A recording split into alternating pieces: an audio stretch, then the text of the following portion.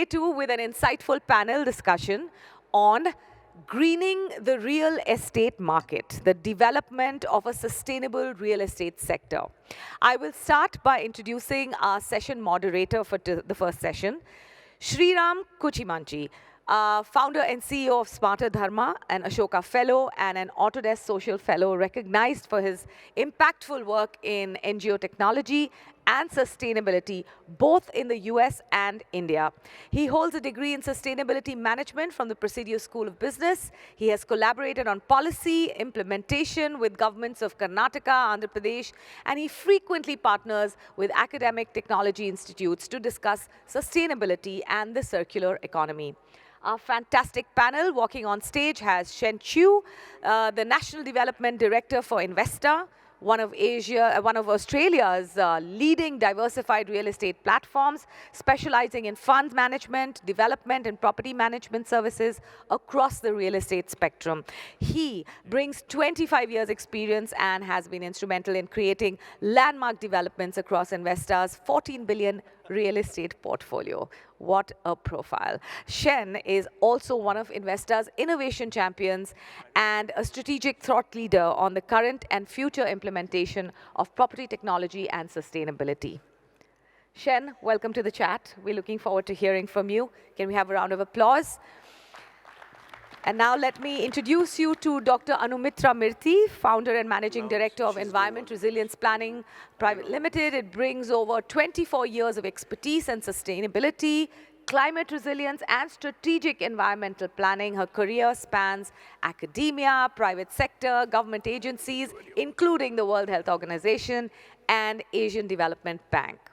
Her consultancy focuses on ESG reporting, decarbonization, carbon accounting, and sustainable design solutions. Welcome, Anumirti. This is going to be great. And finally, we have on the panel Mr. Argenio Antao, Chief Operating Officer at Colliers India, who is a seasoned professional with nearly 4 decades of domestic and international experience. Known for his innovative problem solving and leadership skills, he oversees technology, policies, systems, and procedures all across India. So here they are, the moderator, the esteemed Sriram Kuchimanchi, and our wonderful panelists. Enjoy this session, ladies and gentlemen.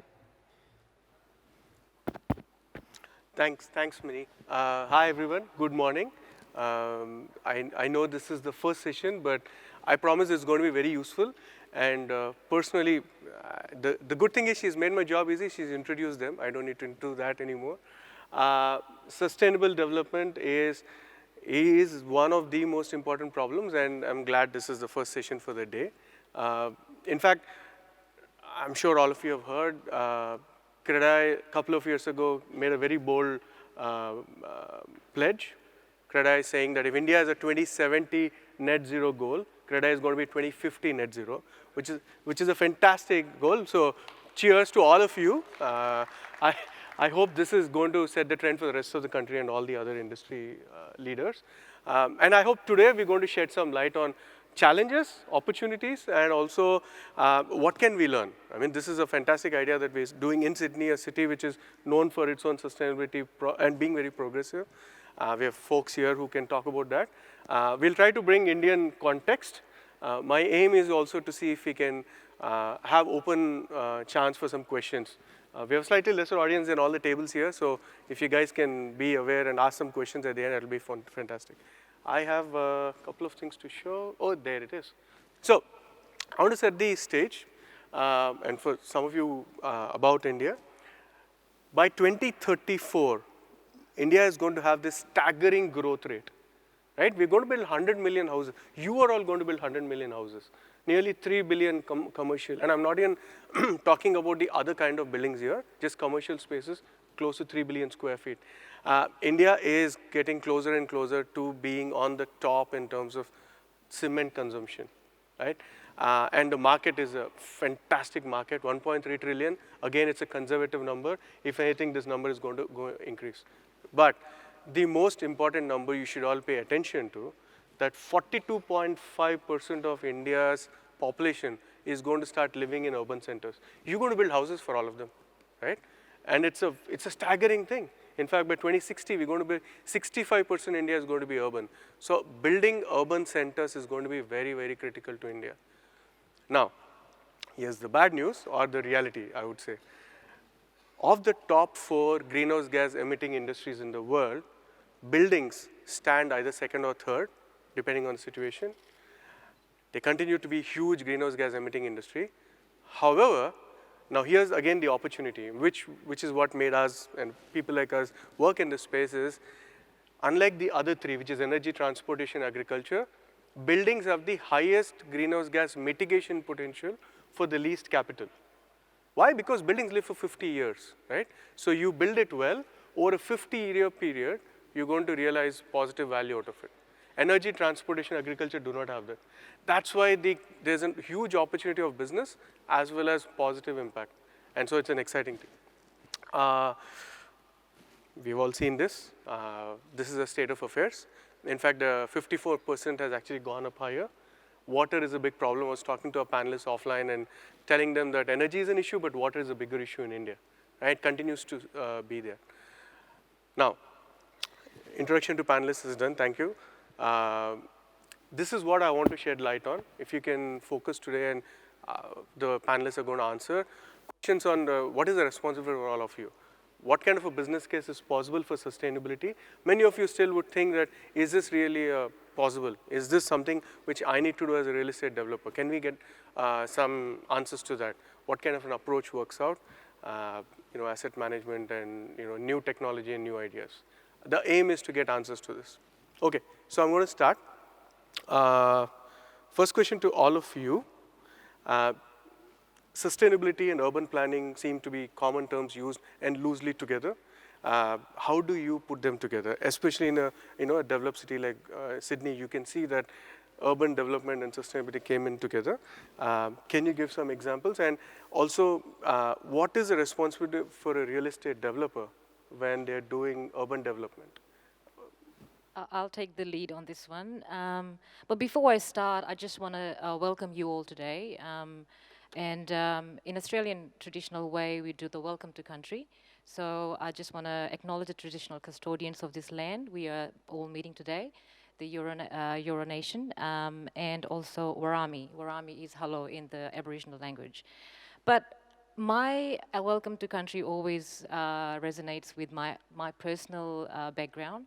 So the second welcome is in Vulavinaka, which is because I'm an FBI, not Federal Bureau of Investigation. I'm Fiji-born Indian, but Indian heritage. So namaste to every one of you. I'm the 5th generation Indian born in Fiji. So just wanted to say welcome. Thank you for having me here today. I come with 24 plus years of living and breathing sustainability, climate resilience, and seen all shades of that, from urban planning to academia to the building infrastructure, decarbonization at this point in time. So when you say, how do we see urbanization? This is the myth we have all been living through. Urbanization seems to be the way of life. In fact, I would like to question that. We do not need to go racing the same dream of westernization. Does urbanization have to be the way the developed nation have done it? So that's something to park as a question. Secondly, why is sustainability a thought process aftermath? Shouldn't that have been the part of the equation from the beginning? Now, in Australian context, if I speak, sustainability, when you look at it from urban planning perspective, an urban system is a system because it provides all the various types of amenities, the ability to connect people, and social is usually the forgotten aspect. Amenities, hub, knowledge, medical, all different types of different amenities within an urban system. So within this urban system, what does sustainability mean? It's not just about greening the place. It's not just about providing resilience to the future environment. It's about people, the place, and how we connect to this place. And in the and that brings in broader issues around waste management, access to places where people can build networks, interactions, etc. If you look at Parramatta City, we're currently designing a riverside. In the traditional way, when urbanization was taking shape, we made those rivers channels. We put concrete around it, and suddenly we are reversing that, trying to naturalize that. So we have, in developed nations, learned the wrong way by going through making the mistakes and now fixing it. What does a channel do? You basically, when there is a water level rising, the water goes high and flooding issues start beginning. So instead of making those mistakes, how can we start thinking about sustainability as a front end in the design process, so bringing sustainability, embedding that thinking process, material use, people, what do people actually want? What do the audience, the users of the space want? And bringing those key principles into the design planning. So that's my approach to urban planning and sustainability. Over to you, Andrew. Yep, Sriram, when you talk about sustainable development, right, it's about creating a balance between the built environment and something that facilitates living for across the income group, age group, gender variations. So, so really it needs to connect from the built environment to the social needs of the people. And of course, when we talk about, you can talk about energy efficient designs, you can talk about recyclable materials, you can talk a lot about what goes into the sustainable development. But really, when we talk about the urban planning, we really need to look at how it is also, while contributing to the environment, supporting the economic and social betterment of the people who are going to be living in these places, right? So again, things like simple things like having walkways, having livable neighborhoods where you can walk to office, you can walk and get things done. Uh, Maybe building with eco materials, but I think a lot of things, if we can cut off with simple things, having open spaces, having good environment, I think all of that contributes to the sustainable development.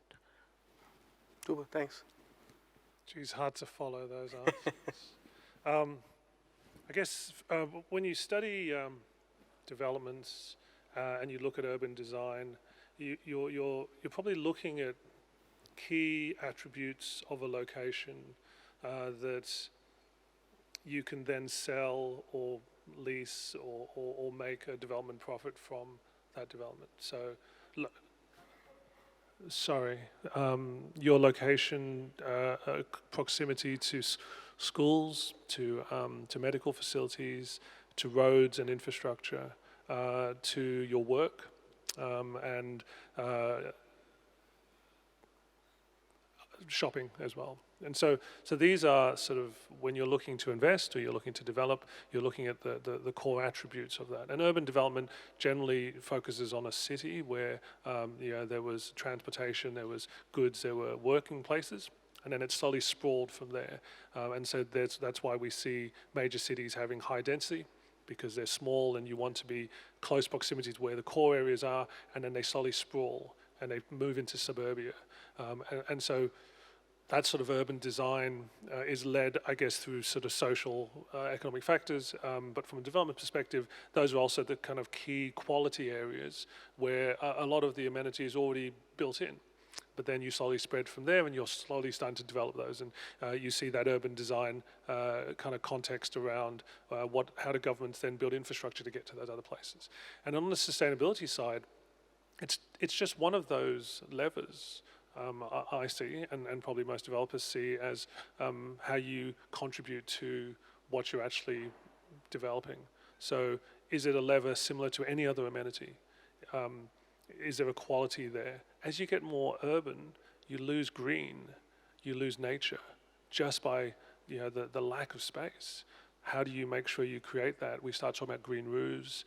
How do we bring parks back in? How do we not eliminate parks when we're building these buildings? You have more of that in the suburbs, and then there's an opportunity there to have that element of sustainability. And then all of these other factors that were mentioned by Antao around materials, around some of the carbon, the energy efficiency, those are design aspects, and you can bring that into what we do. But I guess I look at it, urban design and sustainability are they're hand in hand as one of the many elements that actually make a good development, whether it's for the people, or whether it's for society, or whether it's for finances, like a triple bottom line view. Yeah. Thanks. Actually, I noted that you covered the three key parts, all three of you, right? You spoke about top-down design and learning from others' mistakes. You know, it's good that you spoke about social inequality. And it's a big problem. Development and social inequality should go hand in hand, but we don't look at it that way. And you spoke about access to services and loss of biodiversity during urban design and how we need to think about it. And actually, that's a great segue, and I'm question to you now. These are very progressive developers, which is why they're listening to this session also. And I think for the greater audience of CREDAI, it'll help from a $12 billion builder investor, and you are yourself the National Development Director, right? When you started, when investors started, sustainability was not a main theme even in Australia, right, back in the day. But you guys were leaders in that. Now, there are two parts of the question I'm going to ask you. You have clearly made a business case for sustainability being core to how investors developing.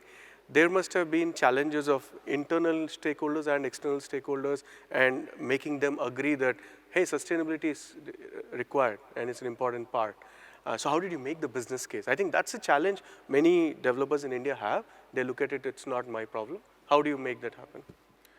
Yeah, I think if everything is prefaced around a triple bottom line, it's actually there's probably another layer of that. But let's just call it finance, social, and environment.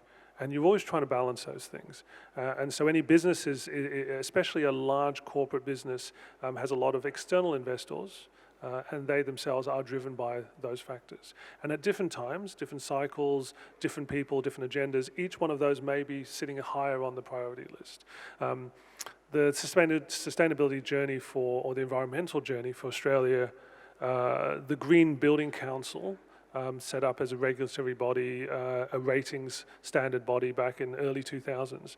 Investor itself was created probably around the early 2000s and didn't really take off, just capturing and understanding energy efficiency and trying to say, okay, there's a direct link here, because if we can do better with that, not just for the regulatory standards, not just for the environment, but also it will help our tenants. As an office leader at the time, will reduce energy, will reduce consumption, and we'll be able to give that back to our tenants, and that will attract more tenants. There's a marketing position, there's a branding position. And also, if we want to be a market leader, how do you lead the market through different things, but one of those has got to be putting your flag in the hill, taking a stance on something that you believe in, something that you know the market itself is moving towards a mega trend, a global trend. And when you do that, you have to do a lot of hard work and you have to make a lot of mistakes. But if you have the right champions, the right passion, the right will, and you build it, what's that Kevin Costner movie? You build it, they will come. They'll come. Yeah, sometimes it is literally as simple as that. You see that in the high-end residential market. Okay. People go, I'm going to sell this for $70 million penthouse. Everyone goes, no way, no one's going to buy that. You break the market. They build it, someone buys it. Yeah. And you say, why? And you look at the quality, you look at the marketing, you look at what they've actually created. There is also this push towards luxury and who doesn't have, the haves and haves not. But you know that also applies all the way down through the spectrum of the next generation. They want to do the right things and they're not sure how to do it.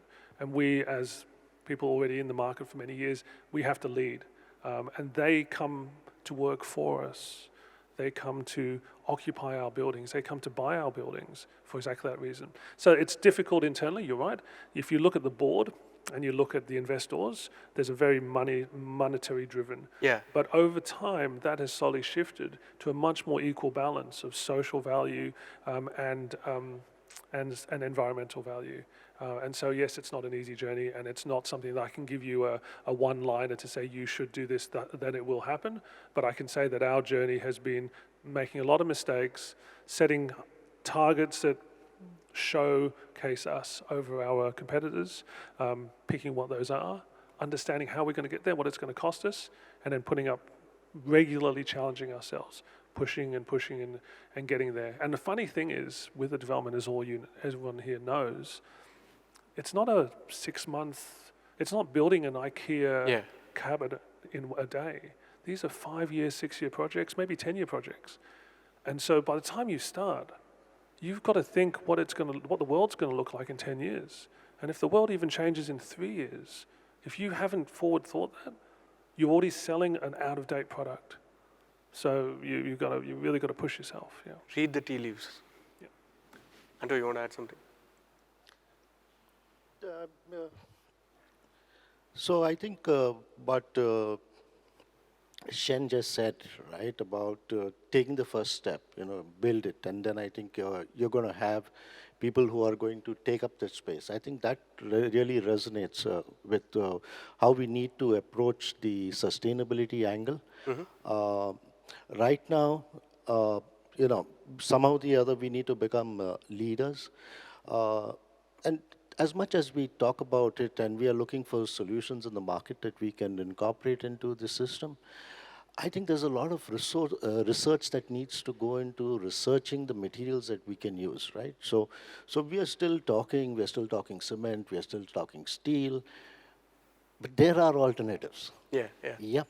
So when are we going to get there, right? Because whatever we are saying, we are looking at, can we get net zero cement? Can we get net zero steel? But I think what is our alternatives that when we come into getting into the built environment, especially because embodied carbon has a big role to play in the building. So I think there's another angle to all of the discussions that we are having when we are looking at it, and a great amount has to go into researching and just not trying to see what is there and I will incorporate it. Of course, that's your first step, but you also need to research where we can go, where we can bring more materials into this industry. I'm going to go rogue, and I'm going to put you on spot a little. So, you, Colliers is managing so much, millions and millions of square feet, right? Including in India. So you brought up embodied carbon and green spaces. Your clients, your MNCs are asking you for green spaces. Do they demand very, very specifically, give me so much embodied carbon reduction, operational carbon reduction? Do you see developers doing it? What is your idea on how developers should look at the market in that sense? Because I'm feeding off of Shen's point is future thinking, look ahead, right? How would you look at that? Yes, so occupiers definitely are looking towards getting greener buildings. That's definitely happening. Not only about reducing, your measurable things about reducing carbon footprint or talking about operational expenses coming down.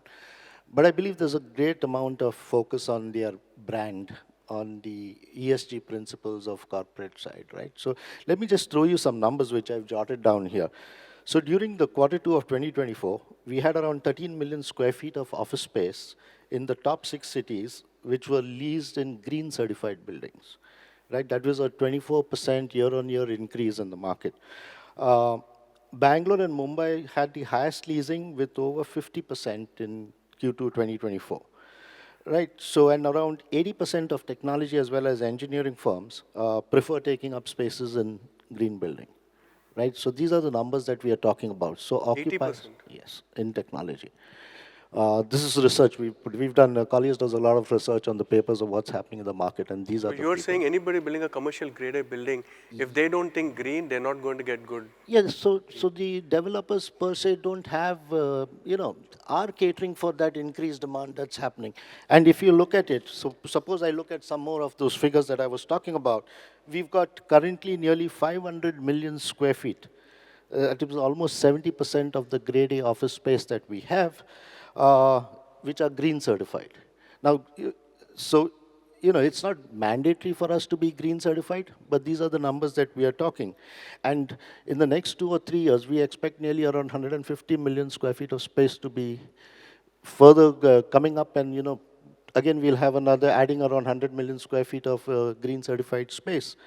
So there is quite a bit of focus that's going towards green certification, and developers are falling because that's what's going to be attracting to them, be attractive to them for getting green certification, for getting the tenants, for getting green certification. Is not just the developer can get better rentals to the space. They're getting better value for their thing. They are reducing materials. When you talk about certification for that, again, some certain numbers which are there, because you have around that our building footprint is going to double by 2050, right? And we have got investments that are coming into the tune of $1.1 to $2 trillion in the infrastructure space, right? So now we can talk about and say that what is that called? Certification is not mandatory, but we've got so many certification boards. You've got GRIHA, you've got BREEAM, you've got LEED, and LEED is still talking about, as per LEED, you get a 20% decrease in your, what do you call, operational expenses, right? And that we are talking about building new buildings. But when it comes to retrofitting buildings, right? So even though you may invest a higher amount on retrofitting, and that's again another major space that is there, around 10 million square feet is there in the country to be retrofitted. So when we talk about from the retrofitting, even though you may spend around 5 or 10% extra on your capex, you can still get another 10% saving, which you can get a higher return. Yeah. And then it comes to people like us and consultants. What are we doing in this space, right? So what do we bring into these developers? Right. So what is the type of technology that we can introduce to developers to help reduce? What are the solutions that we have that we can give? Simple thing, like in Colliers, we've got this, we're doing technology platforms, yeah, which helps to manage our sites remotely. And just imagine the amount of, travel that we can save. So we can advise clients better on green leasing, etc. So a whole lot of this thing that consultants can also do. Yeah, thanks, Anto. I think especially from a facility manager, the opportunity, especially looking at certification, was good. I'm going to use that as a kickoff for the approach. I feel many of us here thinking, what should be the approach? Right? A lot of developers say, I want to be sustainable. I realize it's important. I just don't know how. And I feel, to use a phrase, it's to some extent we are headless chicken when it comes to sustainability adoption. Right? Setting goals seems to be a very common thing. Net zero 2070, net zero 2050, net zero 2030. How do developers do? When I have a piece of land and I want to do something, what should be an approach? Thank you for that, Sri. I think the key thing is to start off with, one, ESG is not three different concepts. It's a very intertwined. Environment, social, and governance. We live in the environmental system and we need the governance to dictate. So that's the first thing. The second thing is when we're looking at goals, whose goals are we setting? Who's the audience we're trying to meet that goal for? As a business, as a real estate sector, you have a national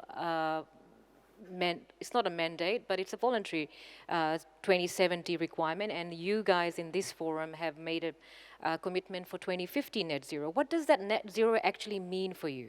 So yes, setting targets is easy thing, but when you work backwards, when you're looking at, okay, if this is my building stock, this is how I'm designing, individual build form, and I was going to say something earlier as well. Your building is not an isolated entity within a system. If you look at it holistically, if you look at it from a systems perspective, how you interrelated within a urban system, wherever you put in your built environment, you're looking at two things. So yes, embodied carbon wasn't a big piece of the discussion before, but it is because 3/3 of our emissions come from it. Why does it matter? So one, you've talked about, Antao, about the social license. I'm going to ask you to, can you take 10 seconds to explain what is embodied carbon and what is operational carbon? That will add context. Sure. So just going back, Antao's point about social license to operate, the market, the audience is changing rapidly. Why should you adopt sustainability? You already know the answers. It just makes business sense. You want to make your business sustainable because it de-risks your business for the future. You want to be future fit for net zero, which is the new economy coming your way. It means savings in terms of dollar values for you. Profitability will increase if your market audience demand changes.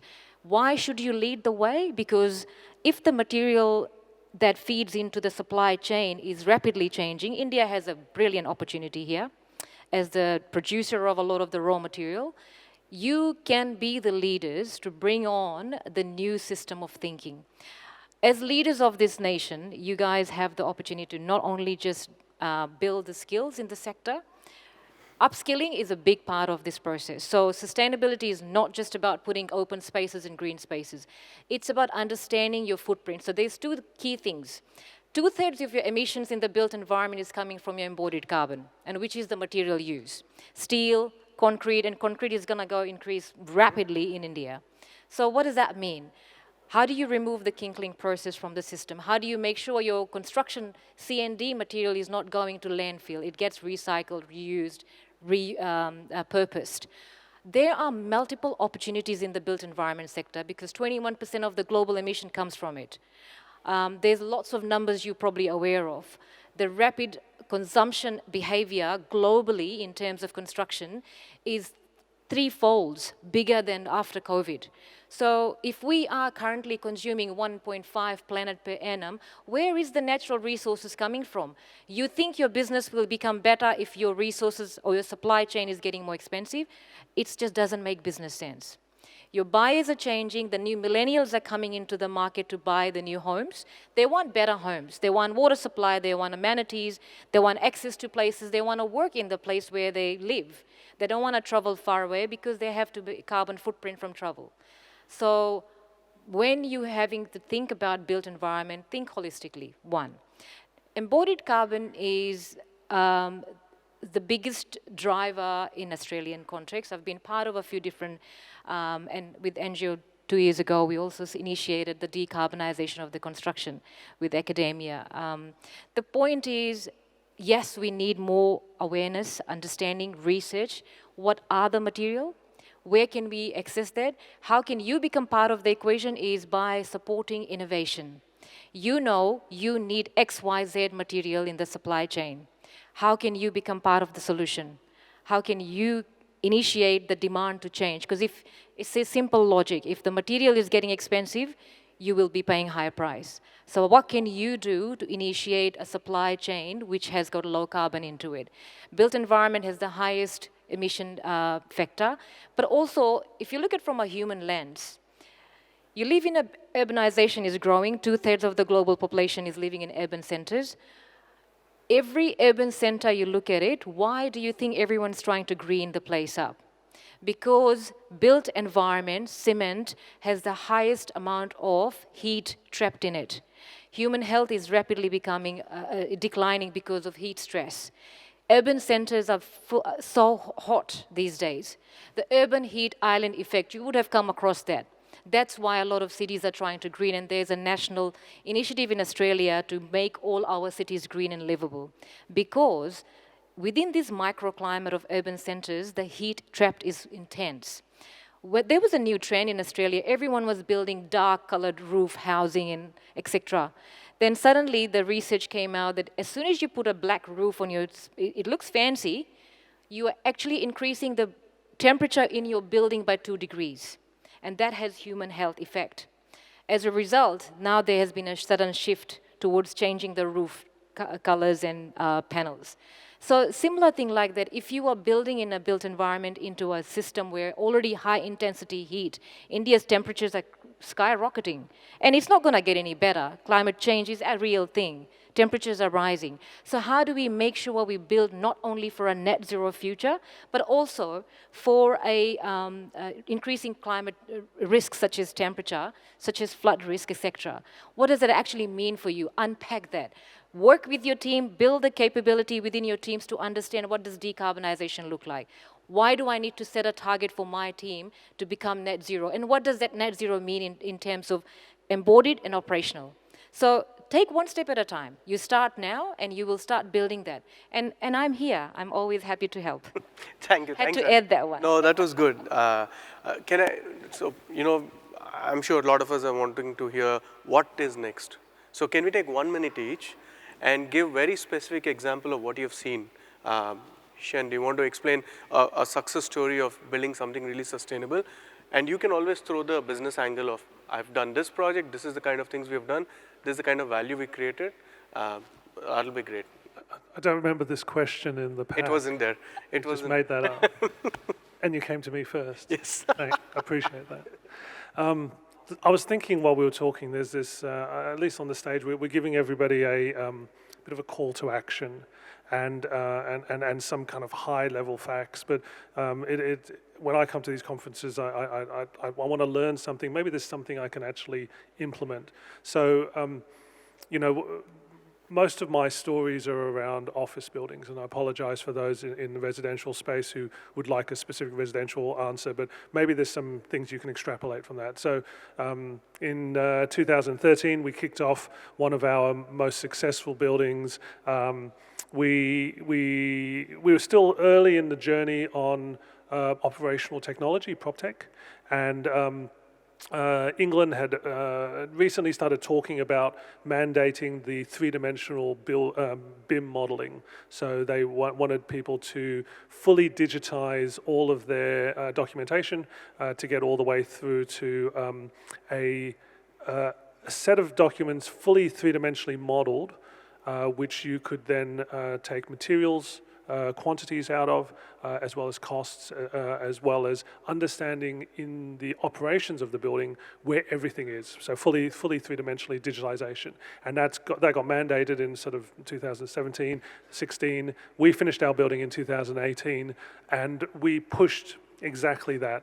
So we leaned into investing and working with end operators and suppliers who were actually installing technologies that we could fully capture all our live data for all of the operational energy and bring that back into the model. So this three-dimensional model now was no longer just a visual version of the real world. It was actually also an operational version of the real world. And they call that digital twins now. And I like to think when we were doing it, there wasn't even a term digital twin that had come out of NASA. It then got branded into that. It was an industrial process. We brought that into the building world. We made sure all of these systems were thought about early days with our consultants. We made sure every consultant was written into their contract that they had to produce an integrated three-dimensional model. The quantity surveyor had to measure from that and give costs and cost estimates. The builder had to update it for a completely full as-built. And then we moved that into operations where all of the energy data, all of the information from how we use the building, run the building, was actually then coming through that same system. And then the final overlay at the end was we took all the carbon emission factors of those materials, which we now have in exact science, and we plugged that back in to give our full carbon, embodied carbon cost of that building all the way through. We had targets at the start, and then we looked at the end. Now, I can't say that we succeeded in massive reductions, but what we did do was make sure we had an end-to-end process to understand all of that. And that's how, I guess, my example of sort of real things that you do. You have to start talking not just to your builder. Indeed, you may be a developer builder. You've got to talk to your suppliers. You've got to talk to the suppliers about their supply chain in terms of embodied carbon now, sustainable side, but you also got to talk to them about the digitization and how they actually have systems that run access control, run the lifts, run the air conditioning, run the fire alarm systems, etc. And all those are brought together into one sort of technology-based system. Collect your data, write your brief early on, set your targets, make sure they're future-proofed, and then keep measuring yourself all the way through. And you can forget the regulation stuff because you're doing the right thing and you'll be leading the market, I can guarantee you. We were leading the market and we still are by doing that. Technology, data collection, goals, and carbon. Yep. Anto, Yep. example, 1 minute. I'll just, yeah, okay, 1 minute. But we exactly built that in Colliers. You know, we had this 3D model, and 2 years ago, Anumitra and me were sharing our experiences, and then she came back and said, you need to plug in the embodied carbon data into that model, and we're still working on that. So anyway, that's one example, and I fully agree with Shen, that's great.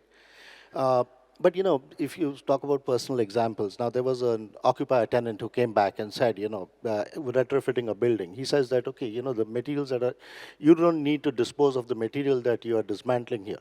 What is the way that you can reuse that material into the building? And these are the type of things that are actually, you know, helping us in reducing waste, right? Because when you talk about, you know, carbon footprint, you're talking about waste, you're talking about material. That's one part of it, and since I still believe in the research that needs to go, and I'm going to give a very strange example here, right? And especially because it's related to India. You know, and I don't think many of you would know that there's a bacteria called mycelium, which when introduced into crop waste can help to make bricks, right? Can help to make bricks. Now you look at India's problem, right? We've got a huge amount of crop burning that goes on in the north. right? We've got a huge carbon issue. Why doesn't someone really develop that technology to take it to the next level?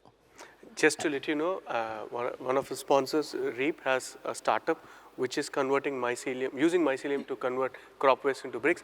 I highly recommend all of you to look at that product. Yeah, it's an absolutely It's game there, yeah. changer, right? But we need more of it coming, and definitely we Yeah. have a problem in India, which definitely we can solve two problems, right? Yes. With one solution. You got exactly a minute, Anu. That's not fair. I wish we I had just an hour. want to talk about very quickly procurement, and partnership, through two things that really go hand in hand. I just finished designing the first ever built environment or project of mine, a bridge. You know, you can't play around with bridges, and this is the first bridge in New South Wales which is reduced 21% of carbon footprint. And that case study has been replicated nationally now. So I'm very proud of that project. And it was not me alone. I had a team of people, my carbon accountant, my structural engineers. And in the mix of things, this client was the government client who was willing to take part into it and trial that.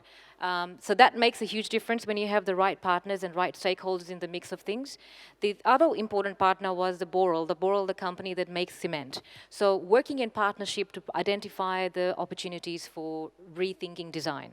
That was foundational. Now, as you guys wanting to change, you have subcontractors, you have procurement, you go and buy the material. Put it in your procurement process that I want my supplier to be able to XYZ provide me this. That'll trigger the supply chain and really help to build a system in the society, broadly speaking. So work together, be in collaboration, not in competition, because that takes you a million miles away. And India has a massive opportunity. Be the leaders for it. Thank you. Super, super. That was wonderful. That was very helpful also.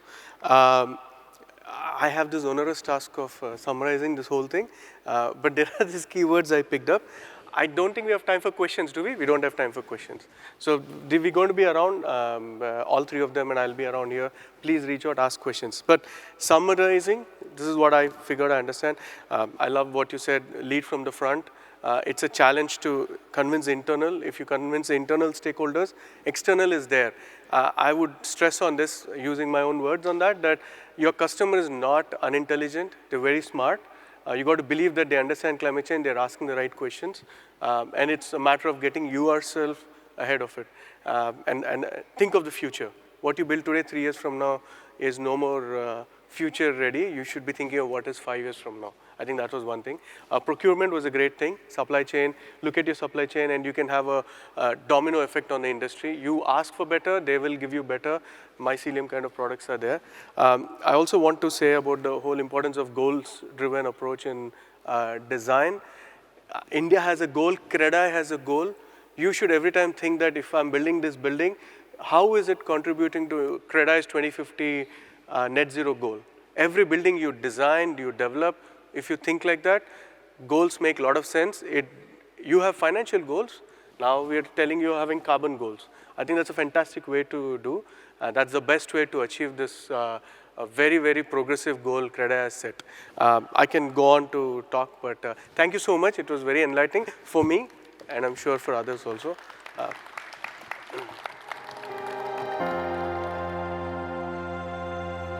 Wow, what a fabulous session. Thank you to all the panelists. Please stay on stage. This was a great panel, and I think your insights can actually be turned into a little handbook because they were just extremely precious. I'd like to invite Sohail, Swarnima, Suresh Hari, and Mahantesh on stage, please, to felicitate our panelists. Can we have you on stage? Can we have a round of applause for this wonderful session? I hope everyone's taken notes in your little notepads for your next projects. We learned a lot from this one.